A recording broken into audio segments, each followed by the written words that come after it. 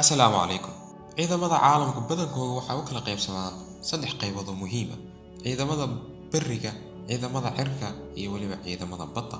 Inkastoo dowladaha badan ee dunida ka jira awoodooda badankood iyo dhaqaalaha ay geliyaan ciidamada bariga, laakiin haddana waxaan meesha ka maqnayn ciidamadu siday u kala awood badan yihiin inay ugu kala sarreeyaan xagga badda. Oo ciidanka badda ciidanka kale uu ka awood badan yahay waa waddanka isha lagu hayo. Oo badanaa haddayna jirin ciidamo bad, laga yaabaa inayna fulin dowladdaasi mishinka ay wadatay. Oo maraakiibtii waaweynaa ay qaadi lahayd diyaaradaha ayaa meesha ka maqan.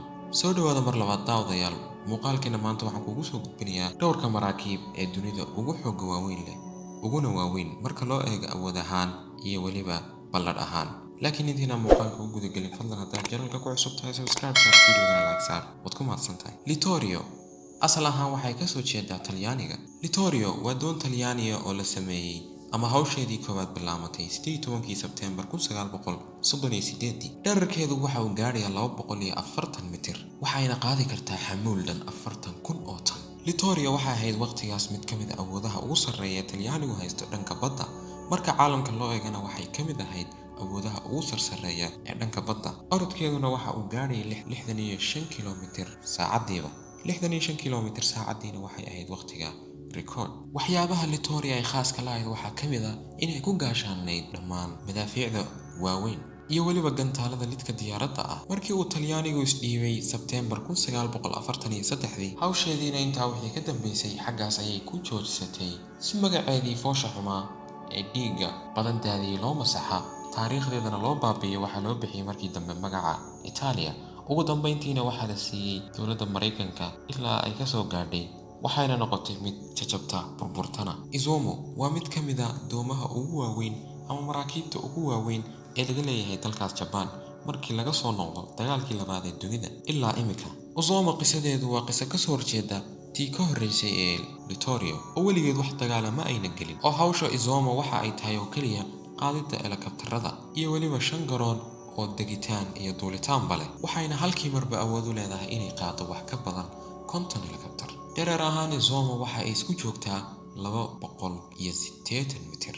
Ciidamada badda marka la joogo, howlaha ciidamadu qabtaan maaha keliya qaadida diyaarado si loogu galo howlaha ama mishinada la fulinayo, laakiin sidoo kale waxaa loo baahan yahay wax lagu ilaaliyo diyaaradahaas. Sidaa darteedna waxaa la sameeyay Kirov oo laga leeyahay dalkaas Ruushka. Kirov waa mid ka mid ah doomaha ugu halista badan uguna awood badan guud ahaan caalamka. Dherer ahaan marka la eego waxay isku joogtaa 250 mitir, laakiin muhiimaddu maaha dhererkeeda iyo awooddeeda.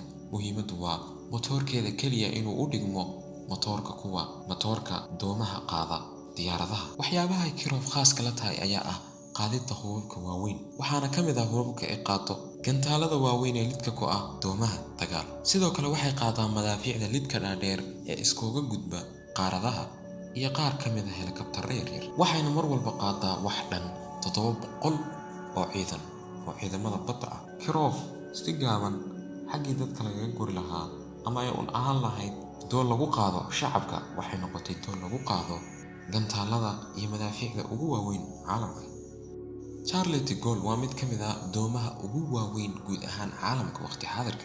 Charles de Gaulle waxaa laga leeyahay dalkaas Faransiiska, waxayna hawsheedii koowaad bilaabatay Charles de Gaulle 2001. Charles de Gaulle balladh ahaan waxay qaadi kartaa wax ku dhow 50 diyaaradood ama 50 MiG iyo 20 helikabtar. Ciidamada heeganka ah mar walba diyaarka ah ee la jooga Charles de Gaulle waxa ay gaadhayaan 1900 oo ciidan. Waxyaabaha cajiibka ee Charles de Gaulle ay leedahay ayaa ah inay ku shaqeyso bensiinka ama shidaalka, sidoo kalena ay ku shaqeyso leydhka, qaadatana awoodda nawawiga. Mar walbana waa mid la sii horumariyo, iyadoo dhererkeedu dhan yahay 261 mitir. Haddana waa mid ka mid ah doomaha ugu xawaaraha dheereeya marka la joogo badda.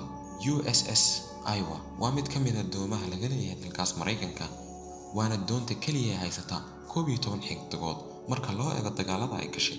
Hawsheeda marka ay bilowday doontani waxay ahayd doontii keliya ee tagtay khaliijka Tokyo xilligii dagaalku u dhexeeyay Japan iyo Mareykanka. Waqtigaasna gaashaanka midig ee doontan Japan ayaa waxay soo gaarsiisay dhaawac, waxaana la go'aansaday in la fadhiisiiyo oo dagaalka laga saaro. Laakiin farsamadeeda iyo awooddeeda oo horumarsaneyd dib ayaa loo soo istaaray dagaalkii Korea 1951. Dherer ahaan doontan waxay gaadhaysaa 270 mitir.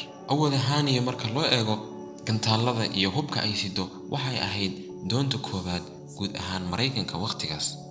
Intii lagu jiray dagaalkii labaad ee adduunkana Iowa waxa ay qaadaysay wax ku dhow ama ka badan 3,000 oo askari. Gabigeeduna waxa ay ku gaashaanayd madaafiic kuwii ugu dambeeyay waqtigaas. Waxa ayna lahayd 4 matoor, waxaana la sheegay inay awoodeedu u dhigmaysay 212,000 oo faras. Hawsha Iowa waxa ay waday ilaa 1990 miilaadiga, waxayna ahayd mid mar walba la hormarinayo inta ay hawsha ku jirtay. ugu dambeyntii intayna iscasilin doontani waxa ay ku dadnayd madaafiicda cruise iyo Haima iyo waliba madaafiicda loo yaqaan Harbor, kuwaasoo lidadka ku ah diyaaradaha iyo doomaha. haddana waxa ay taalaa madxaf ku yaala California laguna magacaabo San Pedro. Kuznetsov asal ahaan waxay ka soo jeedaa midowgii Sovieti, waxaa laakiin hadda leh dalka China-ga. waana arrinka ka muuqda magaceeda. muhiimaddu waa inay doontani leedahay nambarka ugu sarreeya ama sanadadii ugu badnayd ee la sameynayay doon, iyadoo la sameynayay wax ku dhow 27 sano sababo jira awgeed. bilowgii doontan waxaa la bilaabay in la sameeyo 1985, laakiin midowgii Sovieti oo kala daatay 1991. waqtigaasna maadaama jirtay fowdo badan, doontanna inay ahayn mid dhammaystiran waxay ahayd 10 sano mid ku jirta geerash. ugu dambeyntiina shirkad laga leeyahay China-ga ayaa waxa ay isku qanciyeen dalka Ukraine inay ka iibsadaan, waxaana laga iibsaday 2002. waxayna sii qaadatay 10 sano oo kale sameynta iyo dib u habeynta doontan. waana arrinka ka dhigay marka laga soo bilaabo maalintii la bilaabay ilaa maalintii la dhameynayay wax dhan 27 sano. sababta raagitaankeeda sababtayna waxa ay ahayd inay China-gu rabeen in ay sameeyaan doon qaada diyaaradaha oo ka duwan waxa jira oo dhan. waana waxa dhacay markii ay ku wareejiyeen dalka China-ga 2012. doontan dherer ahaan waxa ay gaadhaysaa 304 mitir.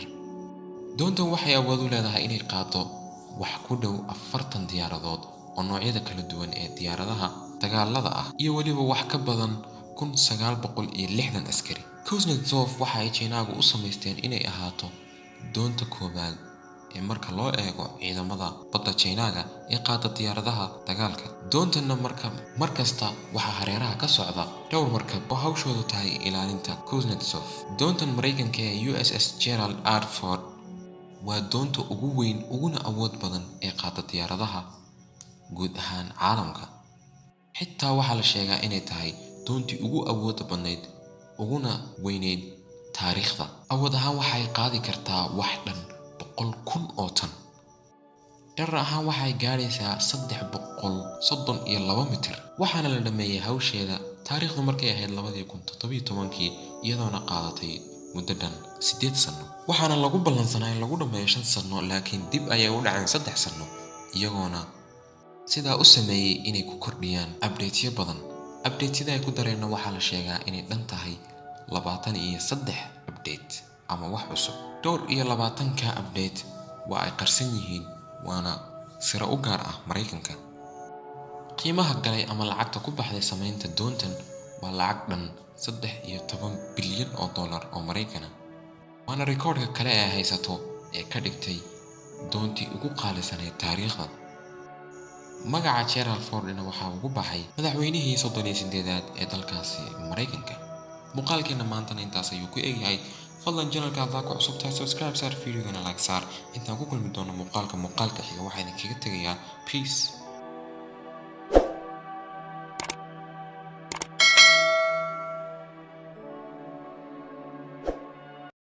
Red cups, my party hat on you, my party favor.